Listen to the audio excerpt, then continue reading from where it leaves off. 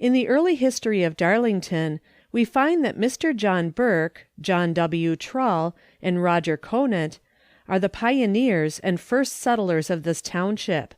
They emigrated together with their families from the United States to Canada in the year 1794, and on the 2nd day of October they landed from their boats on the beach of Lake Ontario, 1 mile west of Barber's Creek, now Port Darlington. They were induced to come to this country by a proclamation issued by Colonel John Greaves Simcoe, then Lieutenant General of Canada, that all males of the age of 18 years who settled in the country should be entitled to 200 acres of land. In their journey from the Susquehanna River, their former home, they met with innumerable difficulties and many hardships. Their families and effects were placed on board a bateau, a large rude boat, which was coasted around the head of the lake, running into bays and inlets in order to avoid storms, or for the purpose of cooking their meals and camping during the night, while the stock, which consisted of 2 cows and 1 horse, were driven around the shore on foot, having to cross swamps, marshes, lagoons, outlets, and rivers as best they could. Those in charge of the boats, having crossed the Niagara River into Canada, were received with great kindness by the governor, who sent a man back to assist in bringing around the stock as far as York, now Toronto. In an extract from a letter written to the Honorable Harvey Burke, I find that his uncle, Jesiah Burke, was one of the persons then engaged in driving this stock. He says in his letter, "I was 14 years and 1 month old when we landed in Darlington. I came all the way on foot and helped to drive the cattle with one Tom , who lived with the Trulls. When we came to Big Bay, I was to swim the 3-year-old colt, belonging to old Conant, and Tom said he could swim across. We waited until the cattle were safely over. I then, being on the colt, put forward, and soon came to where there was a short break off into deep water, and the colt went down clear under. I saw that he could not swim with me on his back, so I placed my left foot against his side and shot myself clear from him. We came ashore again and went around the head of the bay, where we found the cattle on the beach. After surmounting numerous obstacles and delays, this small band of emigrants reached their destination in safety." They were surrounded by a primeval forest, the only human inhabitant being the rude, savage Indian, who looked with jealous eyes upon the encroachment of the whites.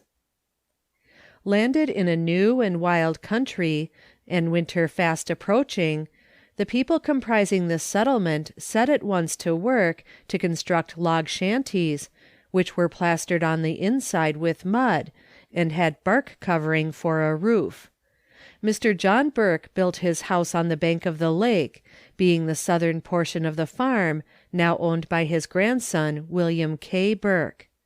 In another extract from the letter, before quoted, Mr. Jesiah Burke says, "We had no neighbors but the Indians for 2 or 3 years, save old Benjamin Wilson and the Trulls, who lived at Baldwin's Creek. There was not a house within 30 miles to the west, save an old French trading house that Wilson got in, and old Conant's 2 miles to the east of Wilson's, and none east of us, short of Smith's Creek (Port Hope)." During the winter these pioneers spent most of their time in trapping and hunting, the deer and bear being so plentiful that an abundance of animal food could be procured with but very little trouble.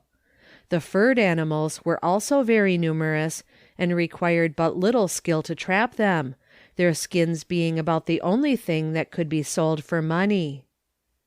A very great inconvenience felt among them was the want of a mill to grind their grain and corn, the nearest being Meyer's Mill, situate at the foot of Lake Ontario, 60 miles distant. Those who went to mill usually took 2 weeks to go and return, using a canoe for the purpose and hauling it up on the shore at night. When a storm occurred, They were weather-bound until it passed over. On their arrival at the mill, they waited until the grist was ground, when they returned home in the same manner. As going to mill was no light undertaking, and attended with so many obstacles and perils, a great many expedients were resorted to in order to obviate this necessity. Some of the settlers had brought large coffee mills with them, and these were used to grind or crack their grain. Other contrivances were improvised. One method very much in vogue was to make a rude mortar by hollowing out a stump. Sometimes this was done by boring or chiseling, but it was frequently burnt out, and the cavity scraped with a knife or other instrument until all the charred spots were removed.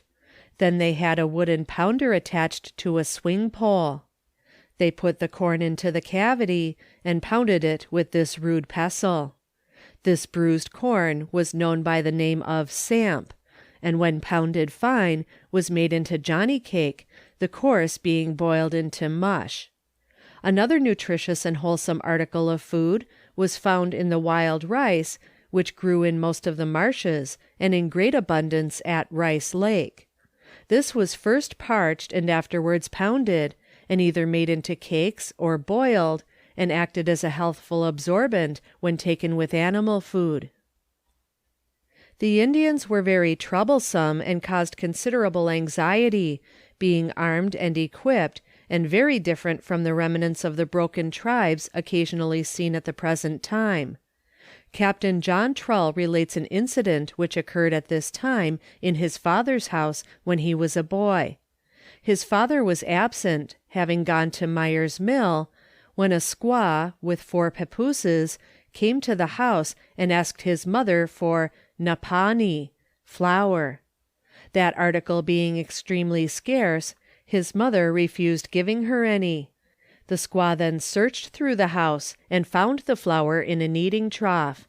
She brought it forth, and commenced to divide it equally to every one in the room, by giving a double handful to each, beginning with his mother, then to herself, and to each white child and papoose, until it was all divided, when she took her share in a bag and travelled off through the woods. Open hostilities were, as a general thing, avoided, and there is only one instance recorded of a white man being killed by the Indians, although most of the settlers were in a considerable dread of them.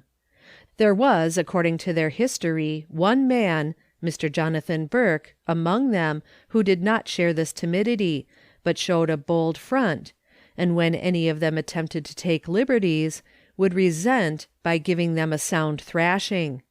According to all accounts, he did not require much provocation to do so, but the chastising of an Indian by him was looked upon as a pleasant duty, which he was willing to perform on any occasion.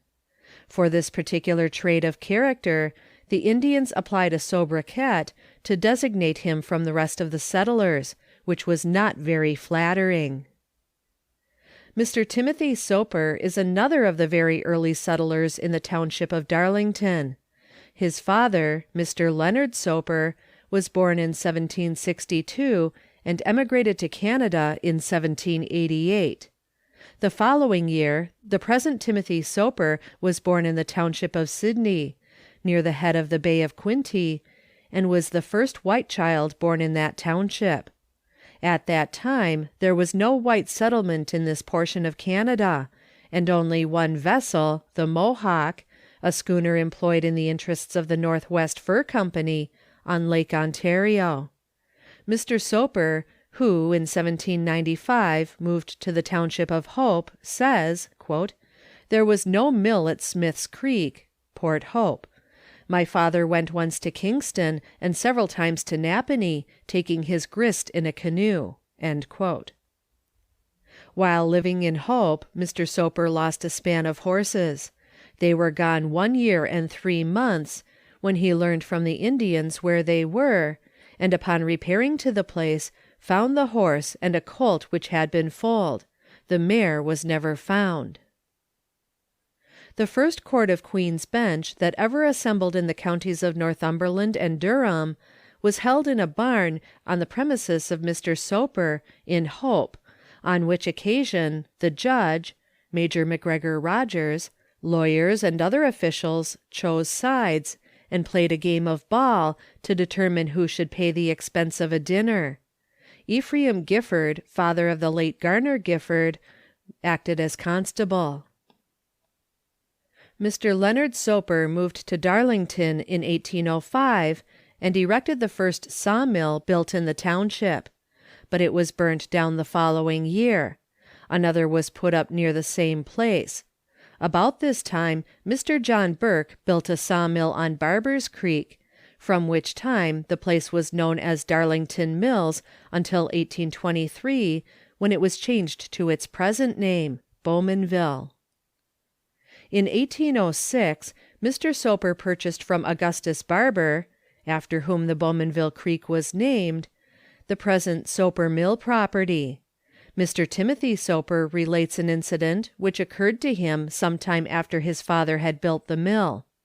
While engaged in cleaning some fish one morning, a bear came up and commenced feeding upon the offals. Not content with this, she began to feed upon the fish. Mr. Soper called for someone to bring him a gun.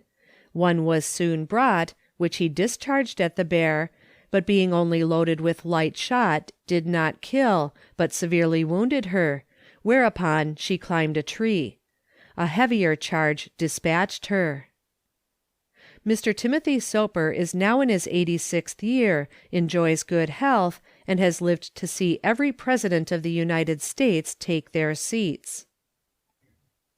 In Clark, Mr. Richard Lovekin was the first settler. He, with others, left Ireland in the 21st of September, 1795, sailing from the Cove of Cork. They met with adverse winds, which took them far out of their course, and after a tedious journey landed in St. Bartholomew on the 26th of January, 1796, and arrived in New York 9th of April following. Mr. Lovekin proceeded in advance of his family, with 2 hired assistants, to locate his land and prepare a home for their reception. After meeting with numerous adventures, incident to a new and wild country, he settled at the mouth of what was afterwards known as Baldwin's Creek, Wilmot's, where he, after building a temporary shanty, commenced to clear some land and cut timber for the construction of a house. Soon after his arrival, himself and men took the boat one evening and ran up the marsh for the purpose of cutting grass, which was to make their beds. While so engaged, they heard the wolves howling around them, which at first the men began to mimic; but the noise continuing, and the wolves increasing in numbers, became so bold as to approach within a short distance of them. The men got frightened and pulled for the outlet. As they passed along into the lake, the wolves, 30 or 40 in number, ranged themselves on each side of the sandbank, snapping and howling like a lot of furies to see them escape. After arriving at their shanty, they did not think proper to land until they had seen the last of the dusky forms retire in the shade of the woods, whereupon they repaired to the shanty and kept up a large fire the remaining part of the night.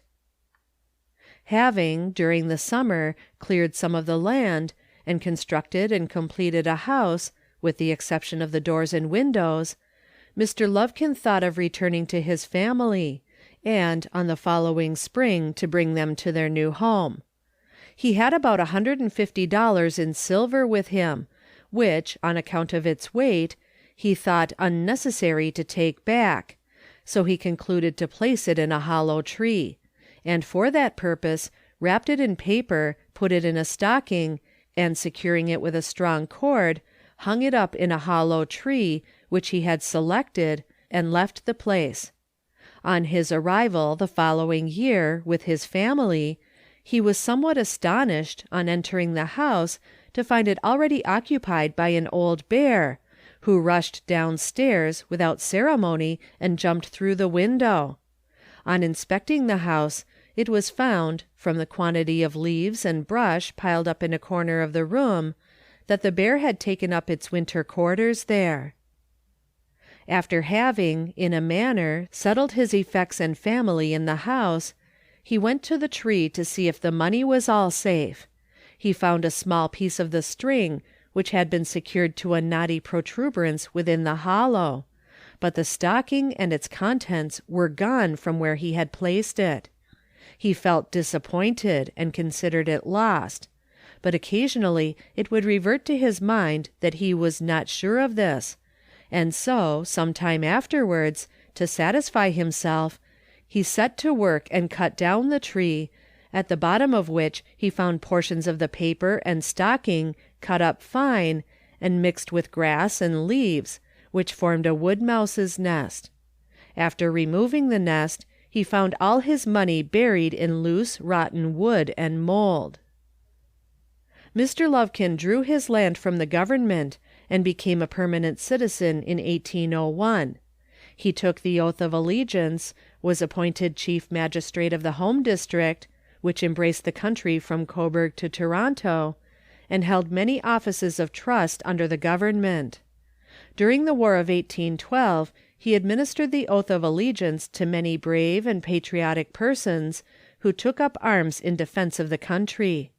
The following is a form of the oath, and a list of the names of those to whom the oath was administered. Affidavit. County of Durham, to wit. Be it remembered that, before Richard Lovekin, one of His Majesty's Justices of the Peace for the District of Newcastle, the non-commissioned officers and privates of the 1st Regiment of the Durham Militia, whose names are underwritten, have taken and subscribed the following oath, as prescribed by the Act of the Provincial Parliament, passed the 5th day of August, in the 52nd year of His Majesty's reign, entitled An Act to repeal part of the laws now in force for the training and warning the militia of the province, and to make further provision for the raising and training of the said militia, and which oath has been duly administered to the said non-commissioned officers and privates in obedience to the order of His Honour, Major General Schaff, President administering the government of the province of Upper Canada, communicated through Major General Shaw, Adjutant General of Militia, to William Warren Baldwin, the Lieutenant Colonel commanding the said 1st Regiment of the Durham Militia. Oath. I do sincerely promise and swear that I will be faithful and bear true allegiance to His Majesty King George, and him will defend to the utmost of my power, against all traitorous conspiracies and attempts whatever which shall be made against his person, crown, or dignity, and I will do my utmost endeavour to disclose and make known to His Majesty, his heirs and successors, all treasons and traitorous conspiracies and attempts which I shall know to be against him or them. So help me God. Militia Roll Call for 1812 by R. Lovekin. Ebenezer Hartwell, Daniel Lightheart, Norris Carr, Augustus Barber, Waterman A. Spencer, James Burke, Nathan Pratt, Samuel Burke, Enoch Davis, John Trull, John Dingman, William Pickle, Matthew Borland, John Wilson, Eliphalet Conant, Richard Martain, Michael Coffin, David Burke, Jeremiah Conant, Thomas Powers, James Flanagan, David Sarin, William Preston, Timothy Johnson, Dyer Moore, James Grant, Reuben Grant, Jr., Thomas Hawkins, Jr., Thomas Hartwell, John Payne, Lanson Soper, Caleb Raymond, Joel Burns, Jr., William Beebe, Nehemiah Vale, Aaron Hills, John Brown, Nathan Haskell, Joel Burns, Sr., Jonathan Bedford, Jr., John Odell, Nathan Watson, Alexander W. Ross, Luther McNall, Gershom Orvis, Jared Kimball, Jonathan Rogers, John Potter, Abraham Bowen, Stadman Beebe, Luke Smarties, Joshua Smarties, Jonathan Walker, Joseph Barden, Platiah Soper, James Merrill, John Perry, Adna Bates, Francis Lightfoot, Samuel Marvin, William Carr, William Borland, Jr., Roger B. Wolcott, John Spencer, John Hartwell, Myndert Hannis, Sr., John Byrne, Alexander Fletcher, Robert Clark, John D. Smith, Leonard Soper, John Haskell, Samuel W. Marsh, Thomas Gage, Jeremiah Britton, Daniel Porter, James Hawkins, Sr., Gardner Gifford, Elias Smith, Jr., Roger Bates, James Stevens, Samuel Gifford, Ezra Gifford, Peter Bice, Christopher Merkley, Josiah Caswell, David Gage, Samuel Smedes, George Potter, David Bedford, Samuel Willett, David Crippen, Benjamin Preston, Reuben Grant Sr., Abel Allen, Isaac Hagerman, Justin Johnson, Jeremiah Hayes, Hiram Bedford, Joseph Caldwell, Stephen Morse, Benjamin Root, Benjamin Preston, Warren Munson, Edward McRelloy, Myndert Harris, Jr., Asa Callender, Joseph Haskell, James Lee, Zephaniah Sexton, Cornelius Daly, Jonathan Sexton, Zechariah Odell, William Munson, Timothy Haskell, Ephraim Gifford, John Voree, Josiah Wilson, Stephen Bedford. The oath was administered in pursuance with an act of legislature passed in Lower Canada, empowering the Governor-General to embody the whole militia force of the country, also endorsing his army bills to the extent of $1 million, and providing for $60,000 per annum for 5 years to maintain the defenses of the country. Just before and immediately after the declaration of the War of 1812 by the American Congress was a period of great peril to the Canadian people, and required not only all the skill, bravery, and tactics of both the civil and military leaders, but also a great portion of the wealth of Canada had to be made available, in order to sustain the country against an invading foe. Nor was this all that had to be contended with. Many persons who had lately settled in the country were from the United States, and naturally retained a warm regard for the American government and its institutions. But from the generous policy of the Governor-General, in granting 200 acres of land to all male settlers, in the hour of peril, the majority of these stood firm for the cause of their adopted land, while others required something more than gentle words to induce them to come forward in its defense.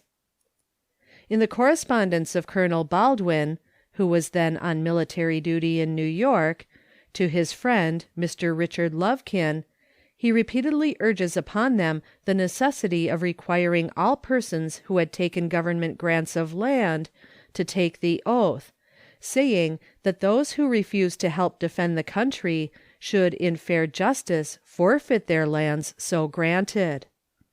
This measure, no doubt, had the salutary effect of enabling many to decide promptly in favor of the Canadian government. Still, there were a few persons, even in the loyal township of Darlington, who undertook to shirk the responsibility by fleeing to the swamps, where they engaged, or pretended to be engaged, in the manufacture of baskets and shingles.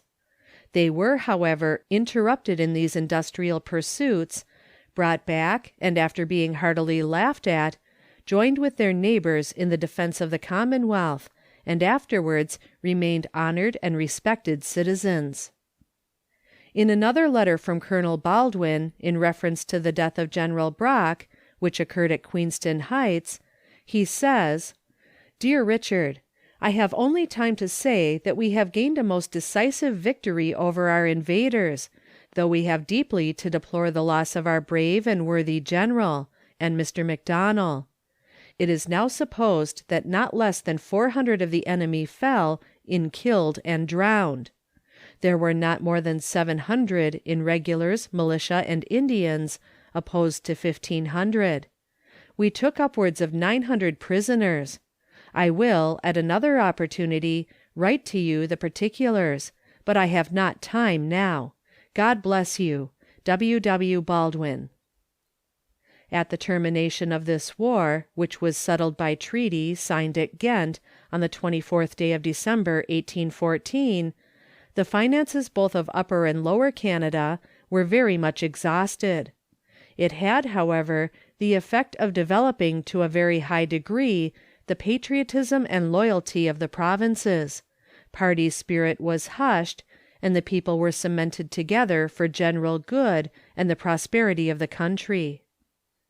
Money at this time was very scarce among the settlers, who, as a general thing, only raised produce enough for their own consumption. But neither hard times or war appeared to deter them from engaging in matrimony, as may be seen from the following, taken from the marriage record of this early period. I might here say, for the benefit of those wishing to see the original register, that it is in the keeping of Mr. James P. Lovekin of Clark. 3rd March, 1807. Married, Thomas Conant of Darlington, to Hannah Stoner. Present, Peter Stoner, her father, Abel Conant, Polly his wife, and Phoebe Lightheart. 21st April, 1807. Married, John Carr, of Darlington, to Betsy Woodruff, of Pickering, with the written consent of her father.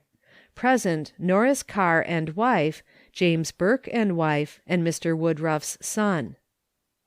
28th of December, 1807. Married, John Burke, Jr., of Darlington, to Jane Brisbane, of Whitby, with the consent of her sister and brother-in-law.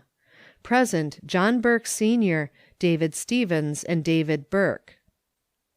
3rd October, 1811.